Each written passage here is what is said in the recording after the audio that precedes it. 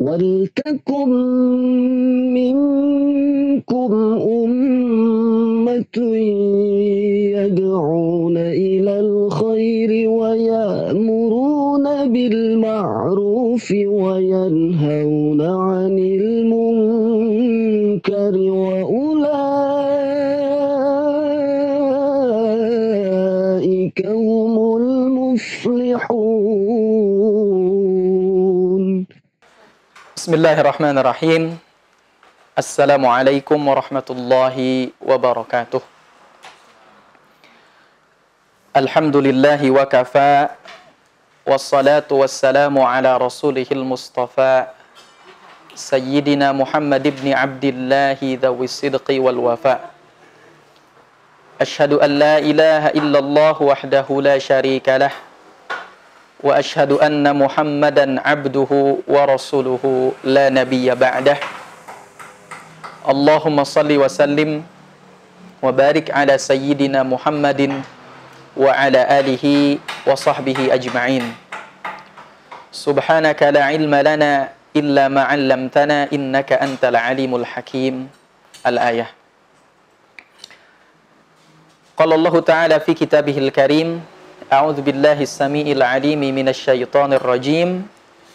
Qul bi fadlillahi wa bi rahmatihi fabidzalika falyafrahu huwa khairum mimma yajma'un, amma ba'du. Hadirin, ikhwan dan akhwat, bapak dan ibu, teman-teman yang mudah-mudahan selalu diberikan keberkahan oleh Allah Subhanahu wa taala. Pertama-tama dan yang paling utama, marilah kita panjatkan puji dan syukur kehadirat Allah Subhanahu wa ta'ala yang masih memberikan kita berbagai macam kenikmatan, terutama nikmat iman, nikmat Islam, juga nikmat kesehatan dan nikmat kesempatan.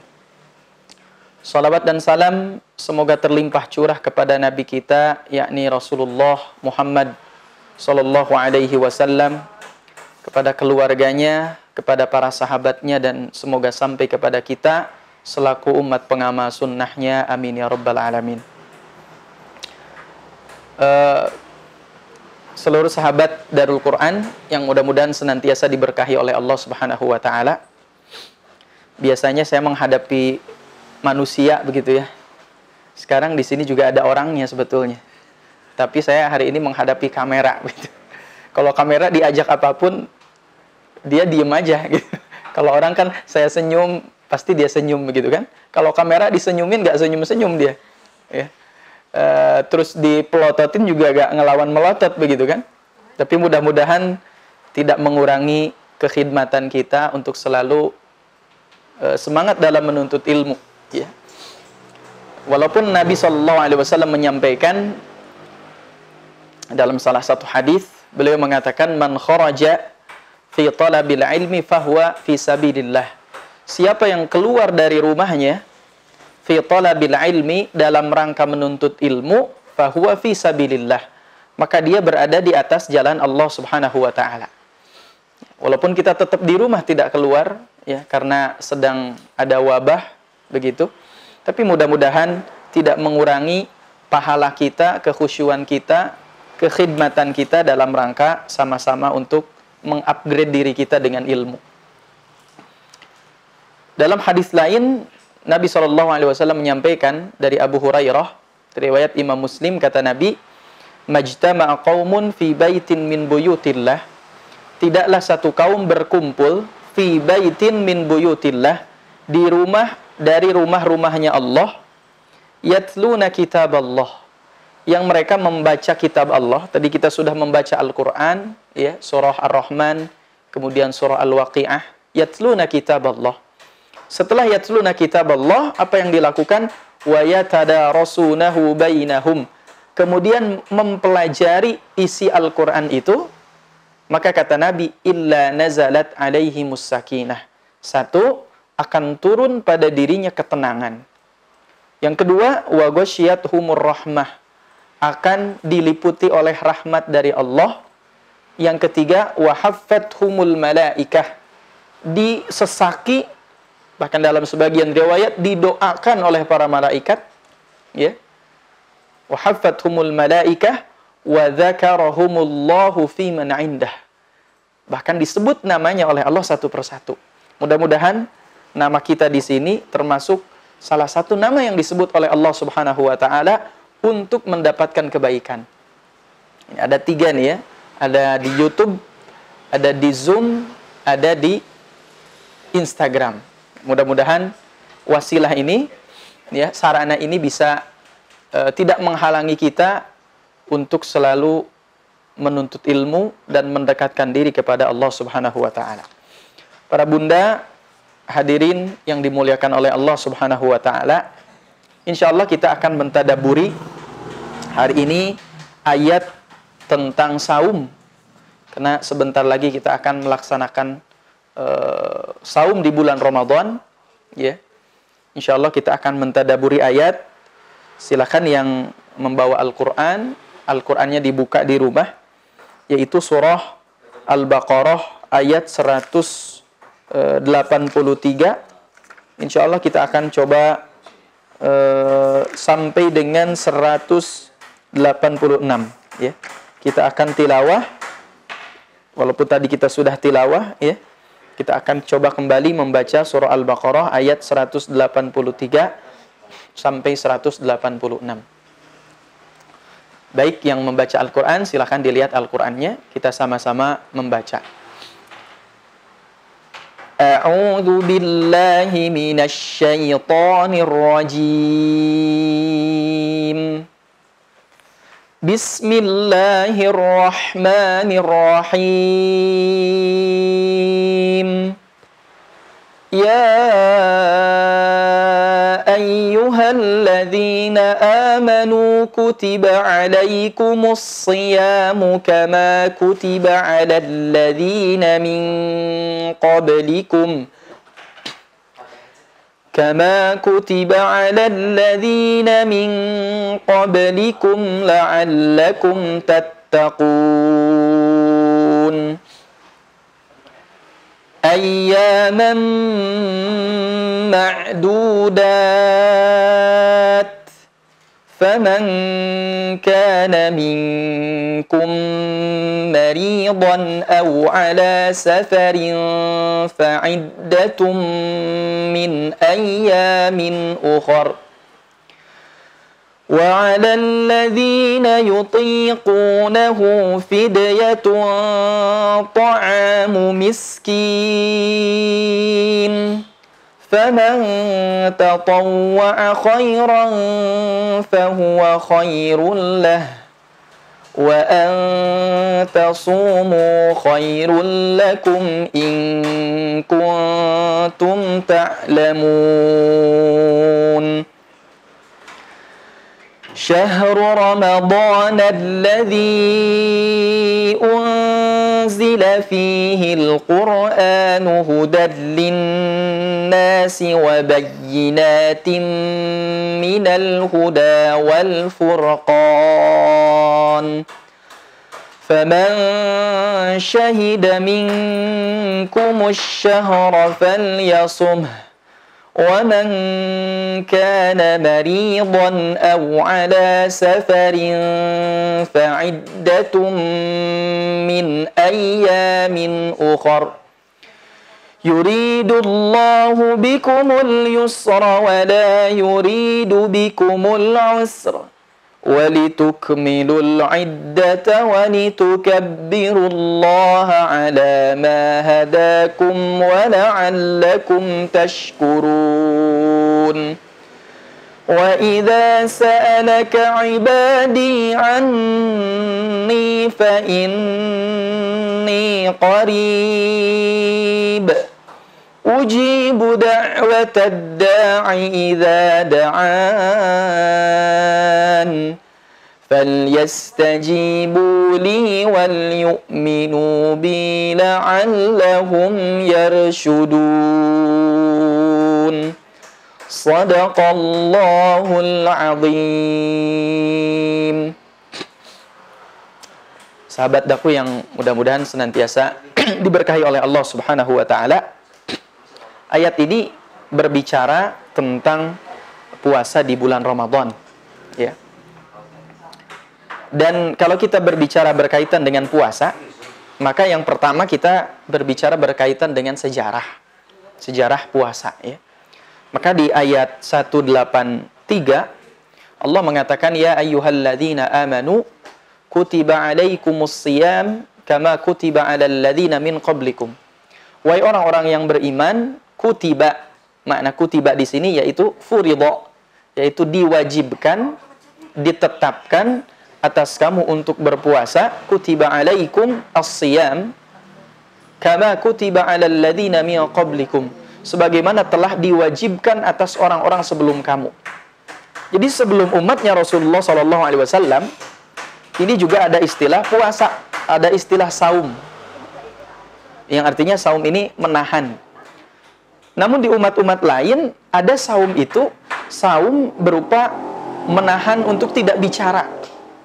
Sebagaimana bunda Nabi Isa alaihi salam, Maryam, ya, ketika mengatakan dalam Al-Quran, inni nadhaltu lirrahmani sawman an ukallimal yawma insiyya. Inni, sesungguhnya aku, nadhartu lirrahman, aku bernadar kepada Ar-Rahman, kepada Allah, sauman, untuk saum. Apa makna saum di sini? Makna saum di sini artinya menahan. Al-imsak. Al-imsaku anil kalam, menahan diri dari berbicara. An ukallimal yawma insiyya, gak akan berbicara kepada manusia. Ya. Ini kata Maryam. Maka di zaman Rasulullah, sebelum ada kewajiban puasa di bulan Ramadan, ini orang-orang jahiliyah sudah berpuasa. Orang-orang jahiliyah berpuasa, yaitu puasa pada setiap tanggal 10 Muharram. Jadi kewajiban saum itu ada 3 tahapan. 1, tahapan sebelum adanya puasa di bulan Ramadan. Apakah Nabi dan para sahabatnya berpuasa? Iya, berpuasa. Kapan? Yaitu setiap tanggal 10 di bulan Muharram. Ya. 10 di bulan Muharram. Ini puasa atau saum. Dan orang-orang jahiliyah melakukan itu. Lantas, lamma qadimal Madinah, tatkala Rasulullah SAW datang ke kota Madinah, Nabi pun kemudian mendapati orang-orang Yahudi puasa pada tanggal 10 Muharram. Kemudian ditanyalah orang-orang Yahudi itu, kenapa kalian berpuasa pada tanggal ini, kata Nabi, ya, pada tanggal 10 Muharram. Apa jawaban orang-orang Yahudi? Pada hari ini, al-yaum najjallahu bani Israel. Pada hari ini, Allah telah menyelamatkan Bani Israel min aduwihi, dari musuhnya. Dan Allah menyelamatkan Nabi Musa dari musuhnya. Maka untuk tasyakur kita kepada Allah, maka mereka saum pada tanggal 10 bulan Muharram. Maka tatkala Nabi SAW mendapati mereka berpuasa pada tanggal ini, apa kata Nabi? Nahnu ahaqqu bi Musa. Kami lebih berhak atas mereka, atas orang-orang Yahudi, bi Musa, kepada Nabi Musa alaihi salam. Karena persamaan akidah, persamaan tauhid, ya, persamaan sama-sama juga Rasul adalah nabinya Allah Subhanahu wa taala, sama seperti Nabi Musa. Nah, jadi pada pertama ini saum ini belum diwajibkan. Ketika saum di bulan Ramadan belum diwajibkan, sudah ada saum kapan? Yaitu pada tanggal 10 Muharram atau disebut dengan saum Asyura. Nah, kemudian sebagian ahli tafsir meriwayatkan pada tanggal 2 Hijriyah, ya, tanggal 2 Hijriyah di bulan Sya'ban, ya, 2 setelah hijrah, kemudian turun ayat yang tadi di surah Al-Baqarah. Ya ayyuhalladzina amanu kutiba alaikumus siyamu kama kutiba alal ladzina min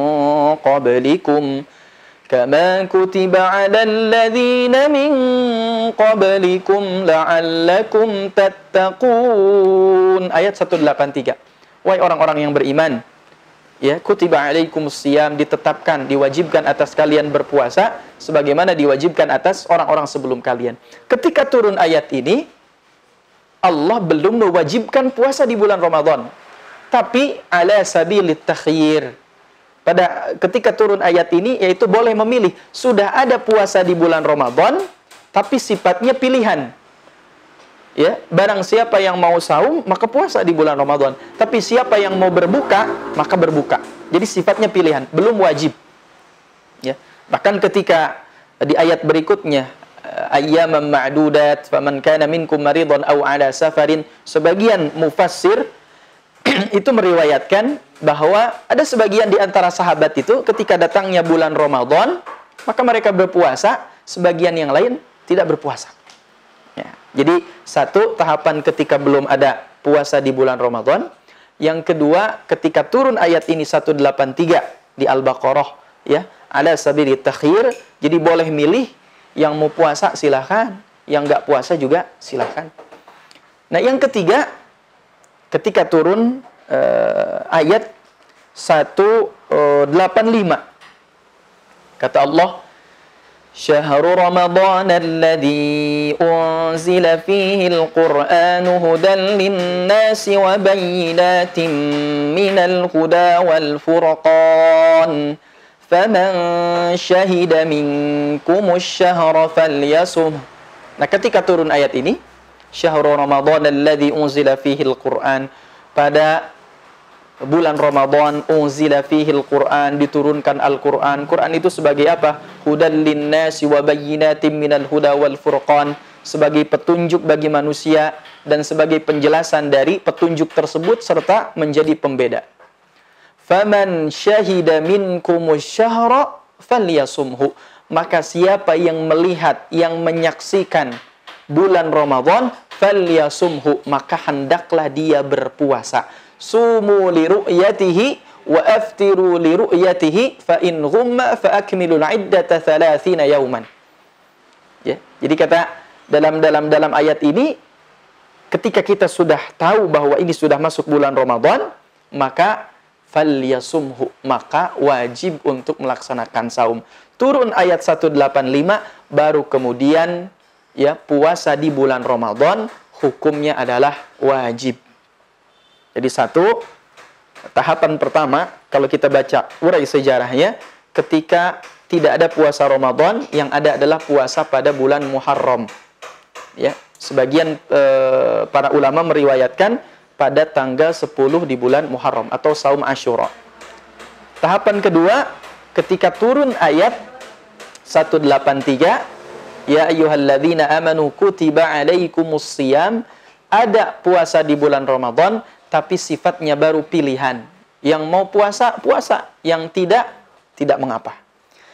Namun ketika turun 185, Syahrul Ramadan alladzi unzila fihi al-Qur'an hudan linnasi wa bayyinatin minal huda wal furqan faman syahida minkumus syahra falyasumhu, maka mulai ada kewajiban puasa di bulan Ramadan. Nah, ini sejarahnya. Dan disebutkan ini terjadi, ya, penetapan kewajiban puasa di bulan Ramadan pada tanggal hari Senin di bulan Sya'ban, ya, tahun kedua setelah Rasulullah hijrah dari Mekah ke Madinah. Nah, ini kalau kita bicara sejarah puasa atau sejarah saum, ya. Yang kedua, kalau kita bicara masalah hikmah atau faidah, atau kita kan mau bulan Ramadan, ya. Apa sih faidah, hikmah, pelajaran yang bisa kita ambil di puasa ini, terutama puasa di bulan Ramadan ini? Ya, ada beberapa faidah, ada beberapa hal yang bisa kita ambil sebagai ibrah, sebagai pelajaran kita di puasa di bulan Ramadan ini. Minimal 3. Dalam kitab Minhajul Muslim, Syekh Abu Bakar Al-Jazairi menyebutkan ada 3 faidah. Satu, beliau sebutkan dengan faidah ruhiyah, faidah buat ruh kita.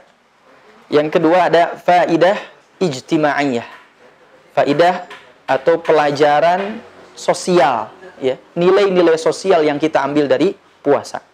Kemudian yang ketiga adalah faidah kesehatan, Beliau sebutkan 3. Jadi ada faidah ruhiyah, ada faidah sosial, ijtimaiyah, ada faidah kesehatan. Kalau kita bicara masalah ruhiyah, apa sih pelajaran yang kita bisa ambil, ya, latihan apa yang kita bisa ambil dari faidah ruhiyah ini, dari ruhiyah ini? Yang pertama adalah, kata beliau, melatih diri kita untuk senantiasa bersabar. Jadi saum melatih diri kita untuk senantiasa bersabar. Misalkan yang belum nikah, maka dia bersabarnya dengan cara saum. Ini kata Nabi kan, anjuran Nabi.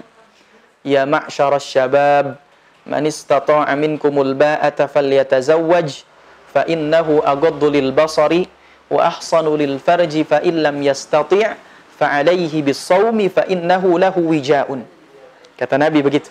Ya ma'syarasy syabab, wahai sekalian pemuda, man istata'a minkumul ba'at, siapa yang mampu di antara kalian untuk menikah, falyatazawwaj, maka menikahlah. Ya. Fa innahu aghaddu lil basari, karena menikah itu bisa menundukkan pandangan, wa ahsanu lil farji, dan menjaga kemaluan, fa illam yastati', tapi barang siapa yang belum mampu, fa alaihi bis-shaum, maka hendaklah dia berpuasa, fa innahu lahu wija, karena sesungguhnya puasa itu bisa menjadi benteng, bisa menjadi tameng buat kita. Nah, makanya ikhwas sekalian yang dimuliakan Allah Subhanahu wa taala, kata Syekh Abu Bakar Jabil Al-Jazairi, faidah saum yang pertama adalah 1, melatih kesabaran.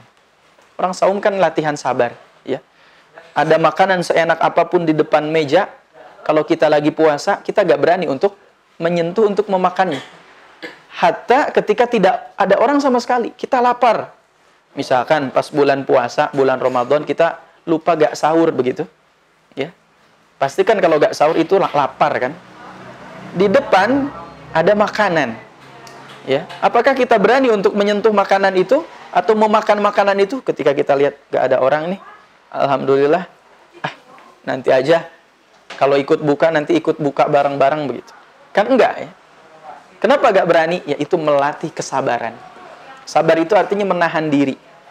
Pepatah Arab mengatakan, as-sabru yu'inu ala kulli amalin. Kesabaran itu akan menolong setiap pekerjaan kita. Hikmah puasa bagi ruhiyah adalah 1, latihan kesabaran. Itu yang pertama. Yang kedua, hikmah yang kedua adalah melatih kedisiplinan, al-indibat, ya. Melatih kedisiplinan. Orang puasa kan disiplin, ya. Makanya kenapa makna puasa itu apa?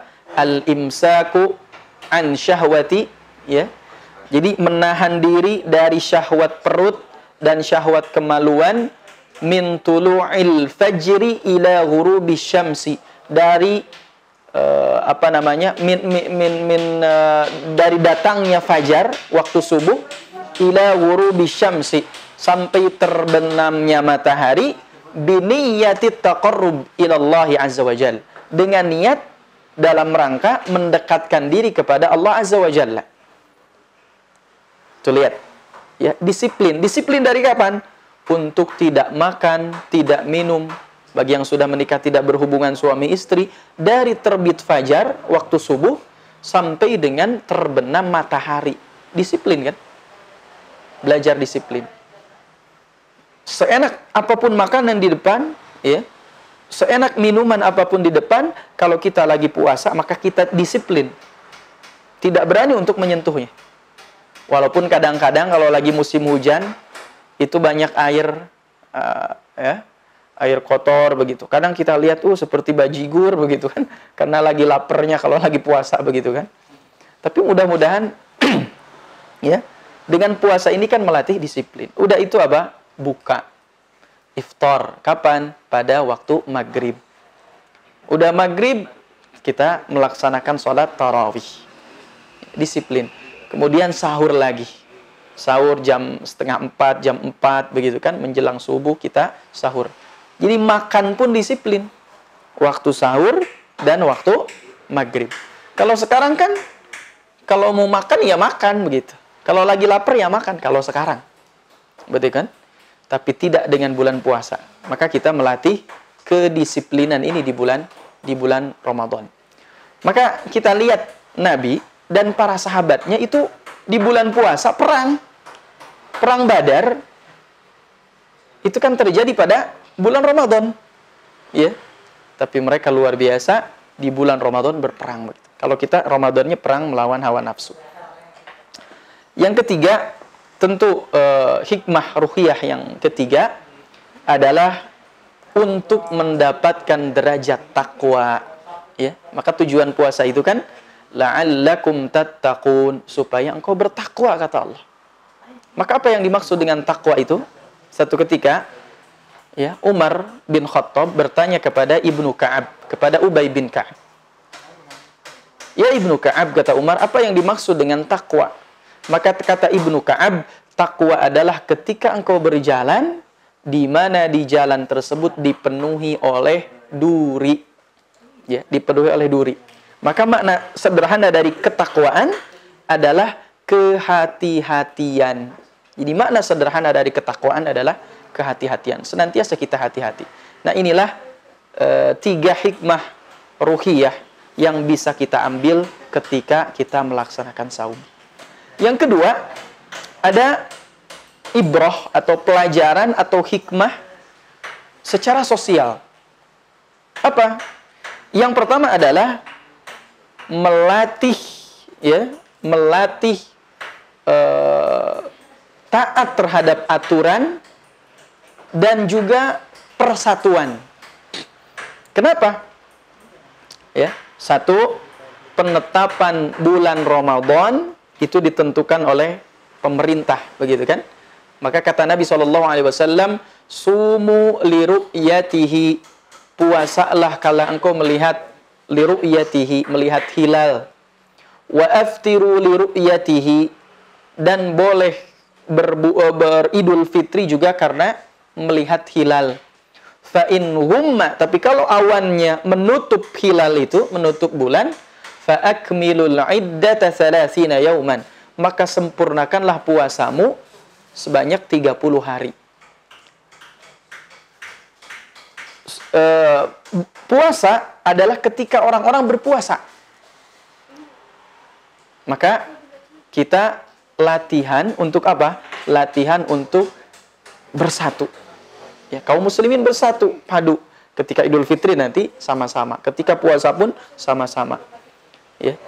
Dan ini bisa kita latih salah satunya dengan cara memperbanyak puasa, melaksanakan puasa, terutama di bulan Ramadan. Ya, terutama di bulan Ramadan.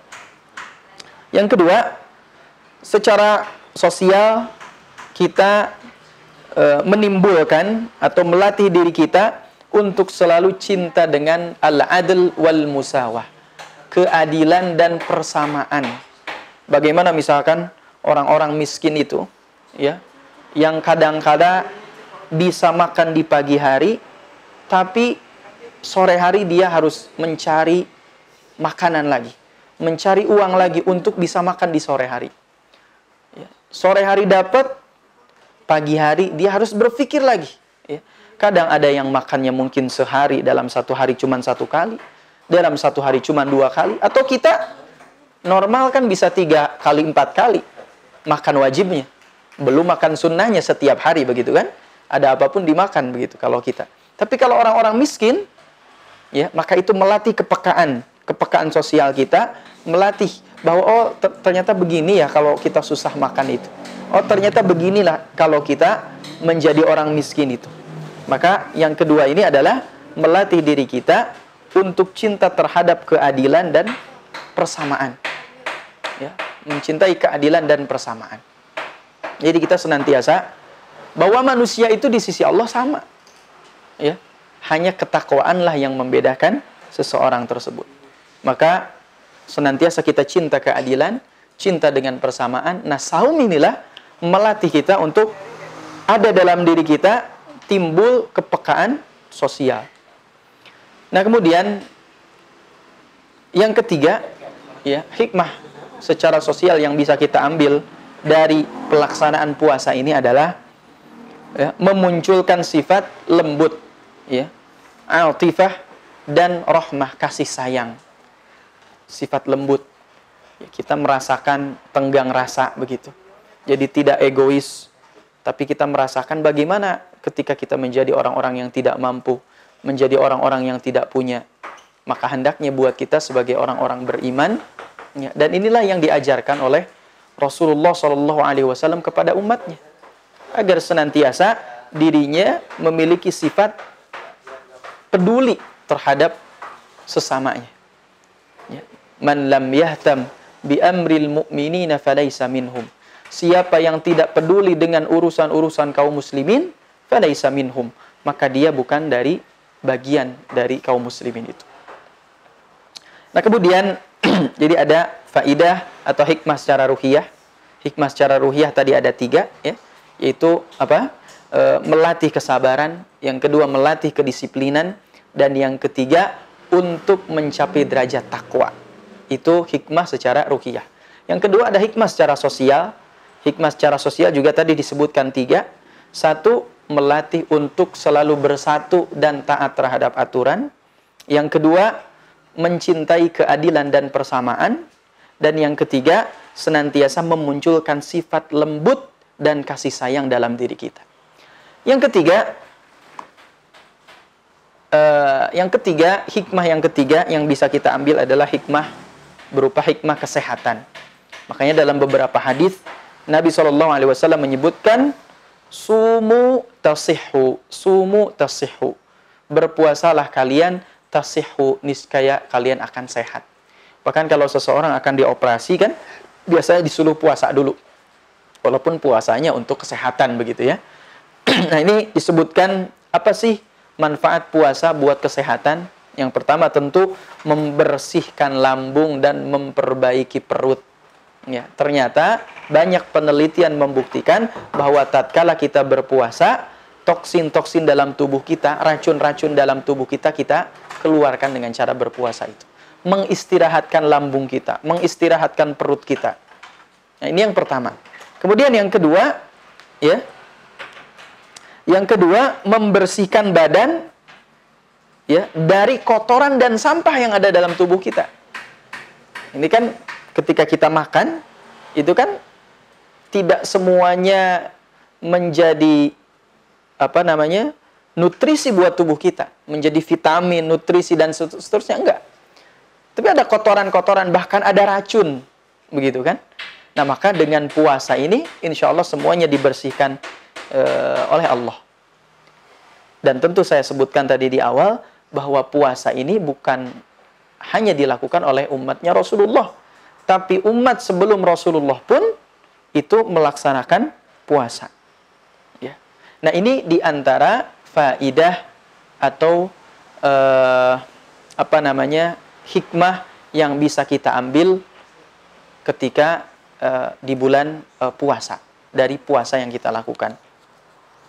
Kemudian dalam beberapa hari ke depan, insya Allah kita akan menghadapi, ya, marhaban bi syahri Ramadan. Kita akan mengucapkan selamat datang dengan bulan Ramadan, bulan yang agung, bulan yang mulia, syahrul Quran, syahrul siyam, syahrul mubarak, bulannya Al-Quran, bulannya saum, dan bulannya yang diberkahi oleh Allah Subhanahu wa Ta'ala. Lantas, apa sih persiapan kita untuk menghadapi bulan Ramadan? Tentu, ya, bulan Ramadan ini juga disebut oleh para ulama sebagai syahrut tarbiyah, sebagai bulan pendidikan, sebagai bulan diklat buat kita. Maka tentu harus ada persiapan-persiapan. Tidak hanya sekedar melewati Ramadan atau Ramadan tahun yang lalu sama dengan Ramadan tahun hari ini. Tidak.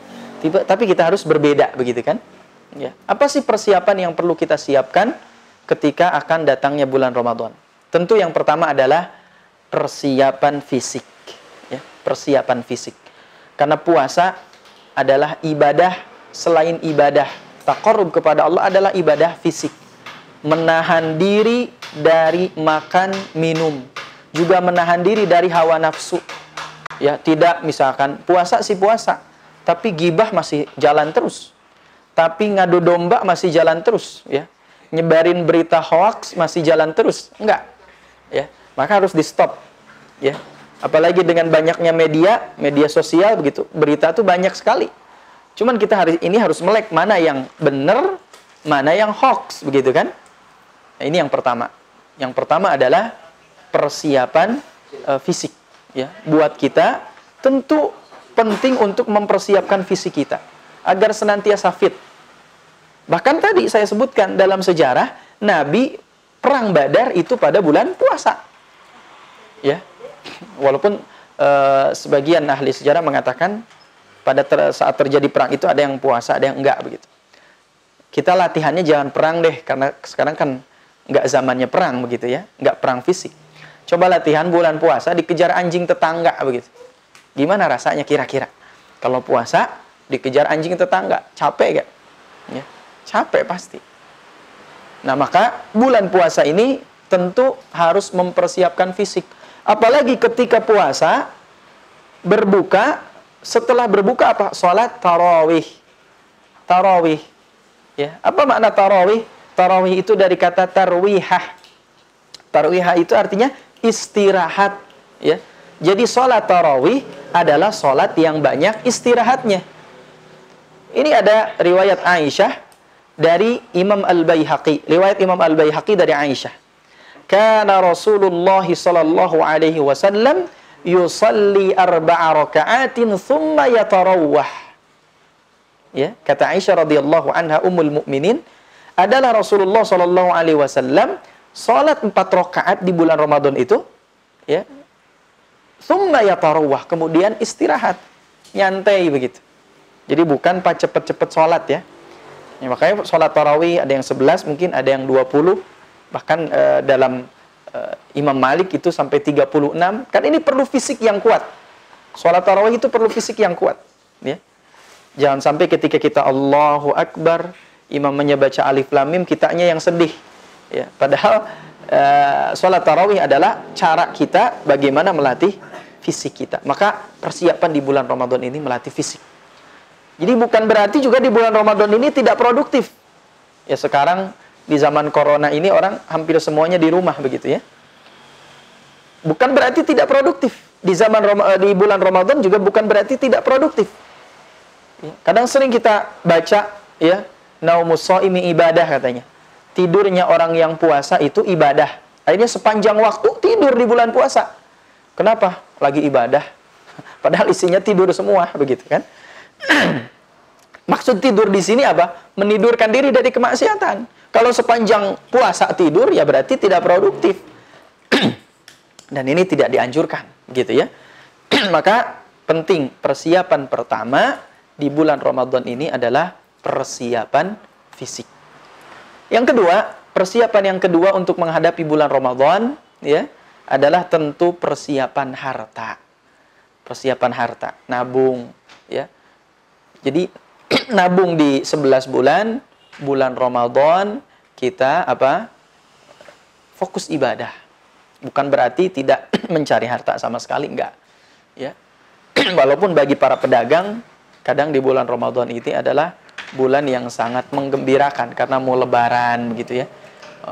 Harga-harga pada naik begitu.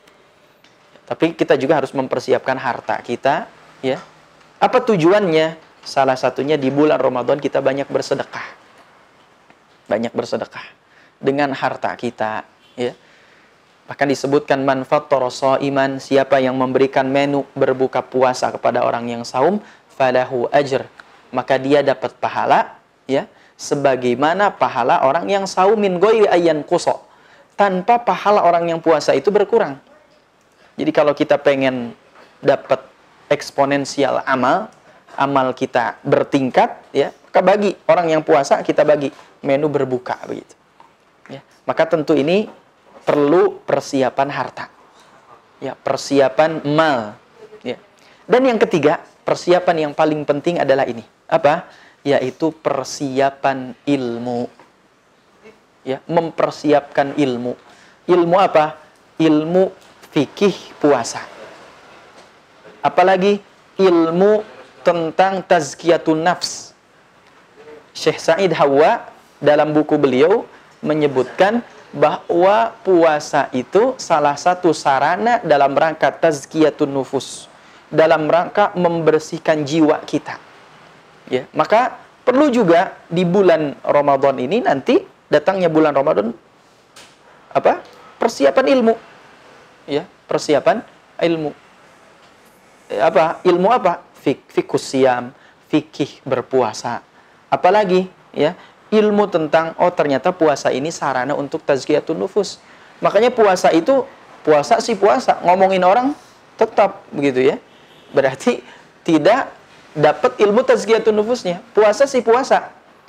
Tapi stalking Instagram lawan jenis masih terus lanjut ya. Nah, ini juga puasanya berarti sia-sia ya. Ngadu domba masih lanjut ya, perang tawuran masih lanjut. Berarti puasanya sia-sia ya. Makanya Imam Al-Ghazali itu membagi puasa itu kan menjadi 3 dalam kitab Ihya Ulumuddin. Beliau mengatakan puasa itu ada puasa awam, ada puasa khas, ada puasa khususil khusus. Puasa awam, apa itu puasa awam? Puasa yang kata Imam Al-Ghazali, Imam Abu Hamid Al-Ghazali, yang puasa hanya menahan diri dari lapar dan dahaga. Selain itu, mata tetap gak dijaga, mulut tetap gak dijaga, telinga tetap gak dijaga. Nah, ini puasanya awam, hanya menahan diri dari makan minum, ya. Dan yang membatalkan secara dohir. Ini puasa namanya puasa awam. Yang kedua, kata Imam Al-Ghazali, ya, ada puasa khas, puasa khusus. Apa itu puasa khusus? Puasa bagi orang-orang sudah bisa ya tadi sudah bisa menjaga makan dan minum, syahwat dan seterusnya, pandangannya mulai dijaga ya, kemudian ucapannya mulai dijaga, pendengarannya mulai dijaga, dia fokus hanya untuk mendapatkan keutamaan pahala dari Allah. Dan yang ketiga, puasa khususil khusus, puasa yang ini sifatnya dilakukan oleh para anbiya, para aulia, ya, para nabi dan para wali-walinya Allah, yang dia berpuasa ya bukan hanya menahan lapar, dahaga ya, tapi sudah derajatnya sudah luar biasa. Dan ini hanya orang-orang tertentu saja yang bisa melakukan ini. Nah, inilah 3 persiapan yang hendaknya kita persiapkan di bulan Ramadan ya, yaitu 1 persiapan fisik, yang kedua persiapan harta, dan yang ketiga adalah persiapan ilmu. Dan inilah yang paling penting. Boleh jadi amalan kita besar di sisi Allah ya, karena apa? Karena amalan kita didasari oleh ilmu. Tapi juga boleh jadi nilainya ternyata kecil di sisi Allah, ternyata kita nggak pakai ilmu. Mudah-mudahan ini bisa menjadi pencerahan buat kita semua ya, nasihat terutama khususnya buat saya pribadi, umumnya buat para hadirin yang menyaksikan di rumahnya masing-masing. Mudah-mudahan senantiasa nanti di bulan Ramadan Allah Subhanahu wa taala segera mengangkat wabah corona ini ya, senantiasa negeri kita dijadikan negeri yang baldatun thayyibatun wa rabbun ghafur ya. Wabah penyakit ini semoga segera diangkat oleh Allah Subhanahu wa taala, dibersihkan oleh Allah Subhanahu wa taala ya, dan dijadikan semua bangsa kita, diri kita, keluarga kita ya, anak-anak kita semuanya dibersihkan dari segala penyakit, diberikan kesehatan oleh Allah Subhanahu wa taala, diberikan keberkahan oleh Allah Subhanahu wa taala, dan di akhir Ramadan nanti kita dijadikan orang-orang yang senantiasa semakin dekat dengan Allah Subhanahu wa taala. Tentunya ketika menyambut bulan Ramadan, kita siapkan diri kita, siapkan fisik kita, siapkan harta kita agar senantiasa Ramadan ini menjadi Ramadan yang terbaik. Hadanallahu wa iyyakum ajma'in. Aqulu qouli hadza fastaghfirullaha li wa lakum. Mungkin itu yang disampaikan. Selanjutnya ada sesi tanya jawab. Saya persilahkan. Assalamualaikum warahmatullahi wabarakatuh. Ya. Silakan.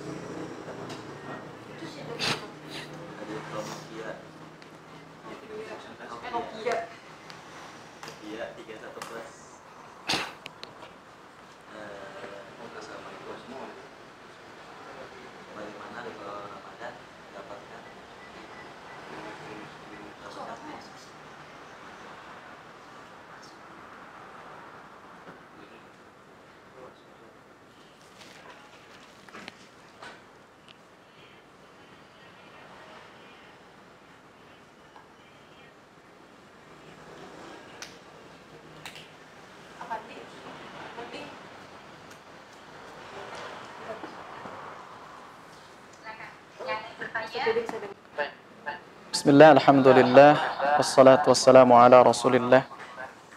Wa ba'du, pertama, tentu kalau orang yang sakit, ya, sebagaimana disebutkan di dalam Al-Quran, faman kana minkum maridan aw ala safarin fa'iddatum min ayyamin ukhar. Kalau memang dia mampu untuk berpuasa, maka hendaknya diqadha, diganti pada waktu yang lain. Tapi kalau tidak, maka fidyah. Ini secara hukum. Ya.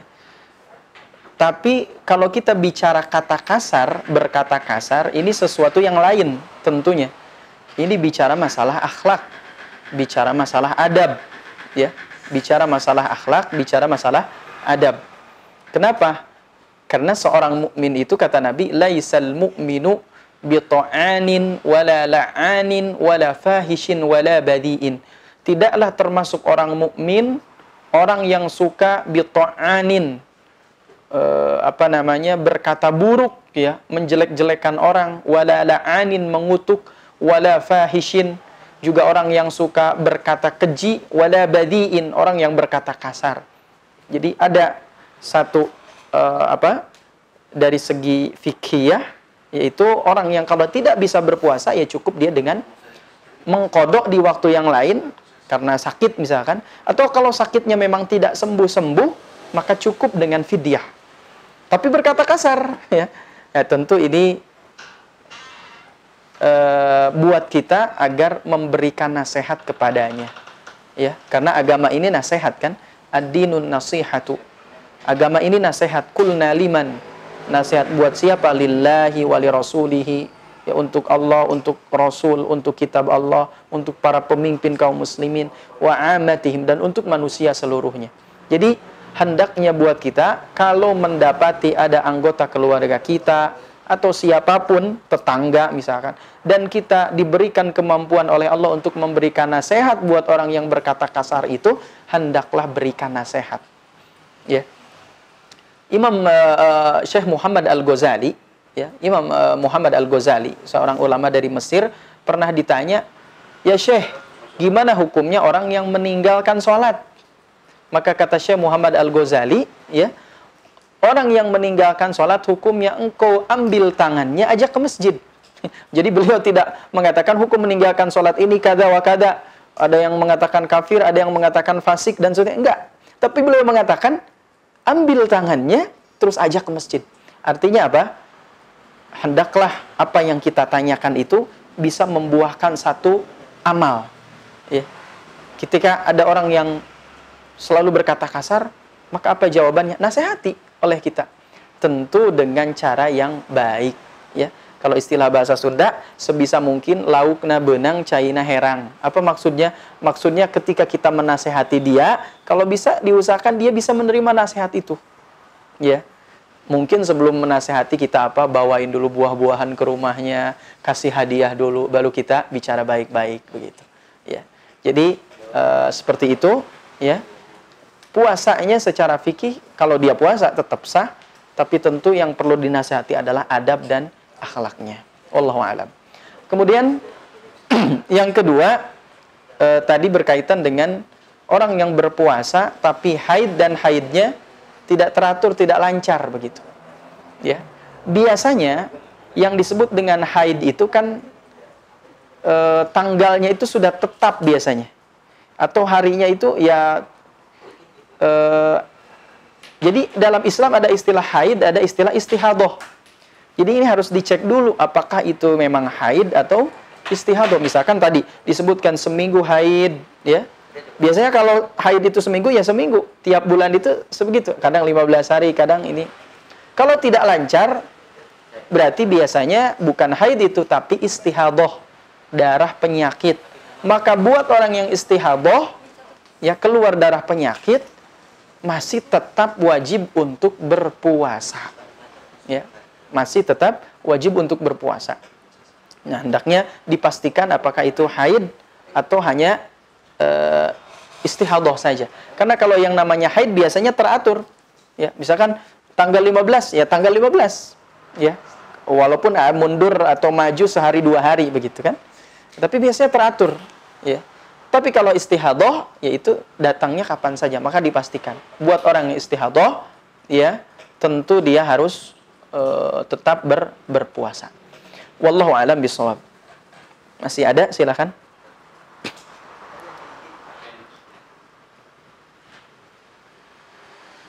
Ini kebanyakan ini ya, ada di Zoom, ada di IG, ada di YouTube. Yang dibaca di mana dulu nih?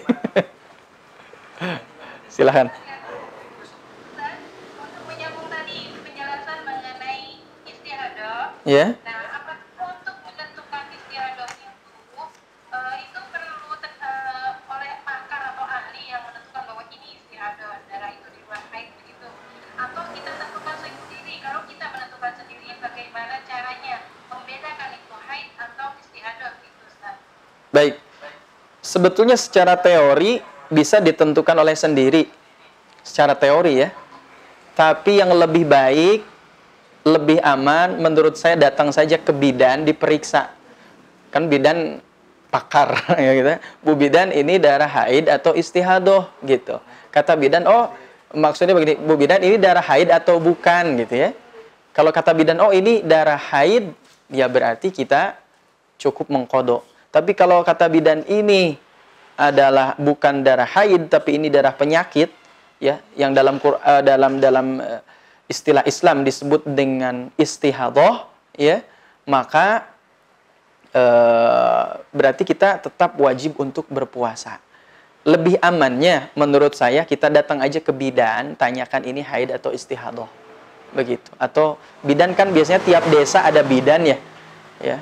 Jadi itu yang lebih aman. Sebetulnya bisa menentukan sendiri karena ada tanda-tandanya. Misalkan darah haid itu ya merah agak kehitam-hitaman begitu kan. Tapi kan kalau kita sudah praktek biasanya bingung akhirnya. Ini benar haid apa istihadah begitu kan? Pas praktek secara teori sih disebutkan oleh para ulama mana haid mana istihadah. Tapi yang lebih aman saya sarankan untuk datang ke bidan aja, bidan atau misalkan ke dokter ya. Atau ke orang-orang yang memang ya tadi memiliki kemampuan untuk menentukan itu. Wallahu a'lam. Silakan.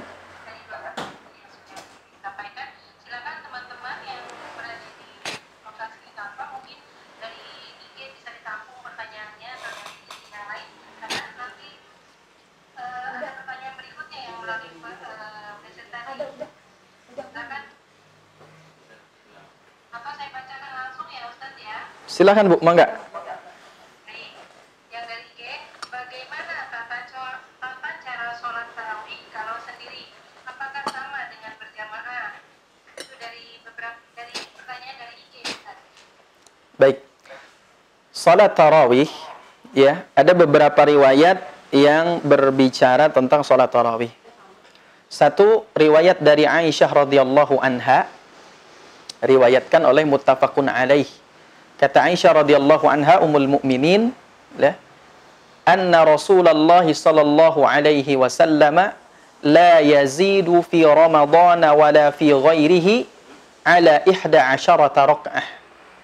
Sesungguhnya Rasulullah sallallahu alaihi wasallam tidak menambah di bulan Ramadan atau di luar bulan Ramadan di atas 11 rakaat. Yusalli arba'an, beliau salat 4.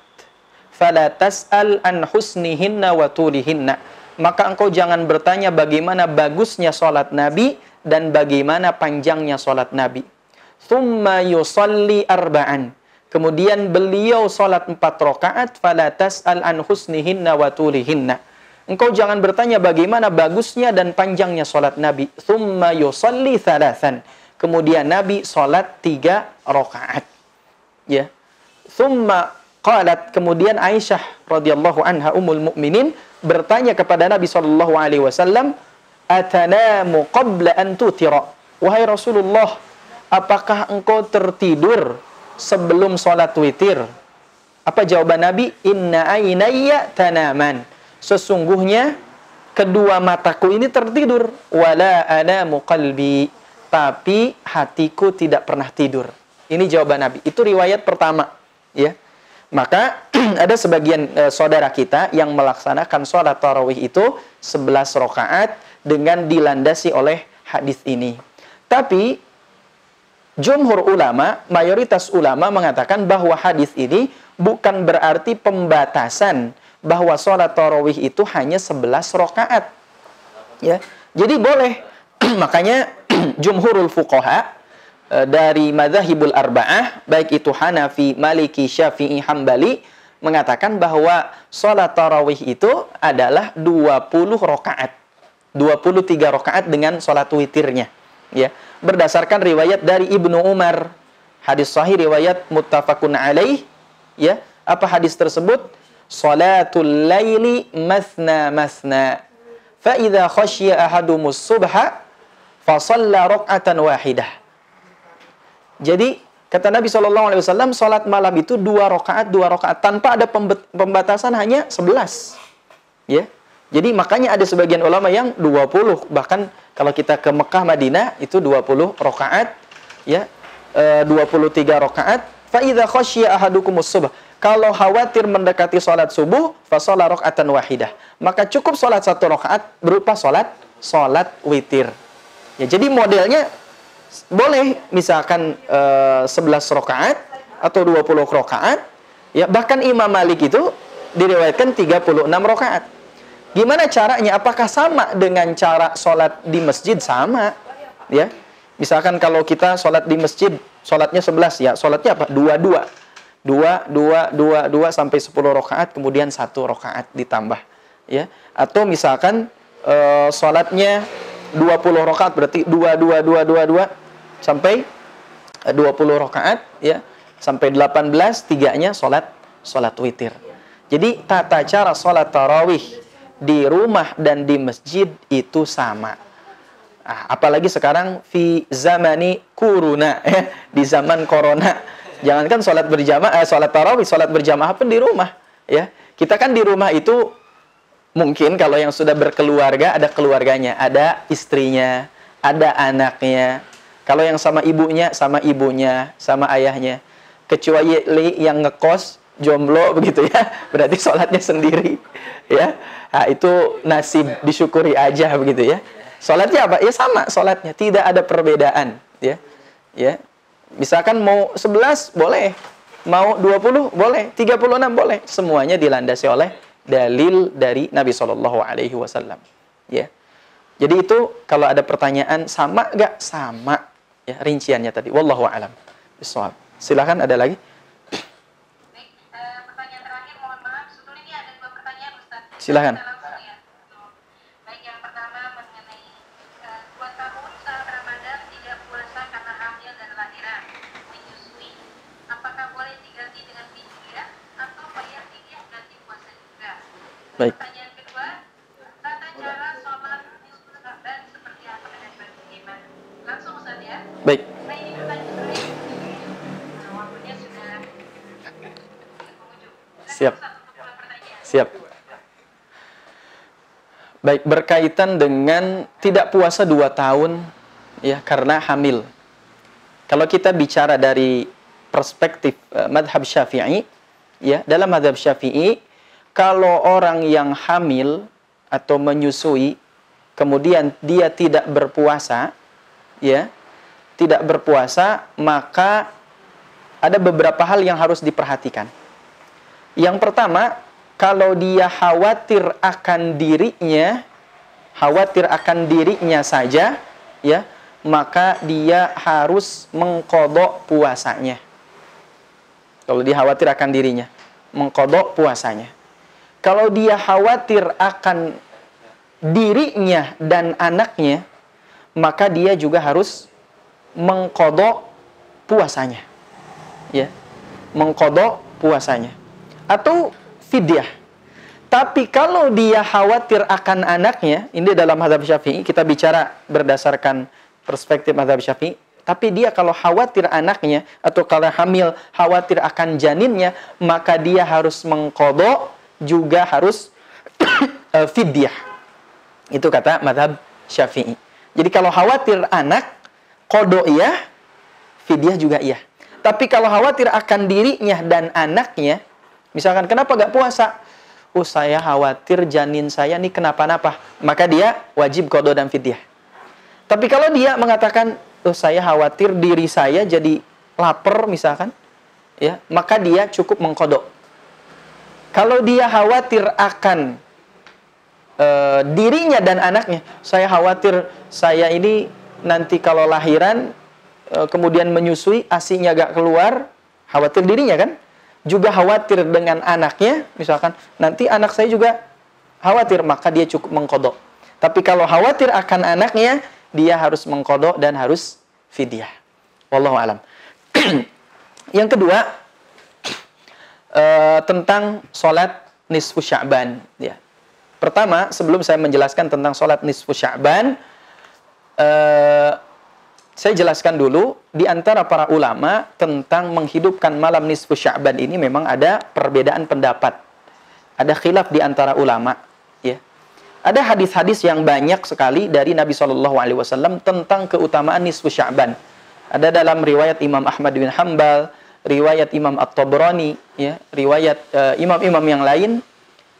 Namun ada ulama yang mengatakan hadis-hadis itu adalah hadis-hadis yang lemah. Ya, sehingga jadi perbedaan pendapat di antara para ulama tentang menghidupkan malam nisfu Sya'ban itu sudah terjadi sejak masa tabi'in. Ya.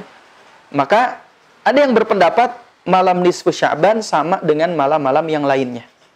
Tapi ada pendapat yang menurut saya ini lebih kuat, ya, bahwa malam nisfu Sya'ban adalah memiliki keutamaan tersendiri.